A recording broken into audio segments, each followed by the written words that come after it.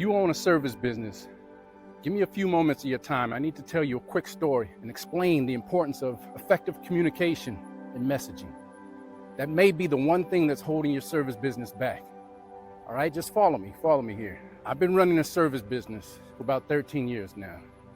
But before then, I had a corporate job. What I remember about my time in the corporate world is the fact that the politics run deep, and I hated that. I hated it. I'm going to give you 110% every day, but I'm not here for the politics. I'm not about to tap dance for you. I'm not about to jockey for position with these other people that are trying to go as far up the ladder as possible. I don't have the stomach for the politics. There was this one gentleman, I don't even know what his real name was, but everybody called him JP. I don't even know what that stands for. I guess it was his initials, but we called him JP. JP, he had a mouth on him. I give him that. But he was one of those guys that would be in the meeting and you're sitting there with a scowl on your face asking, what is your job description? What do you do? He had something to say after everyone's input. And the CEO would often turn to him and say, what's your take on it, JP? And he'd just throw out keywords and buzzwords that sounded good. And like, what does that even mean? Just break it down into layman's terms.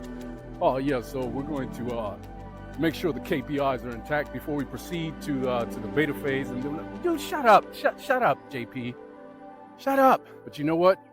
JP was the guy that you went to when it was time to put a presentation together. Anytime we had a deliverable, the CEO made us run it through JP. And again, it was just so frustrating. Like, what is his job title? Can somebody just tell me that? I'll be fine. I didn't even know what his job title was.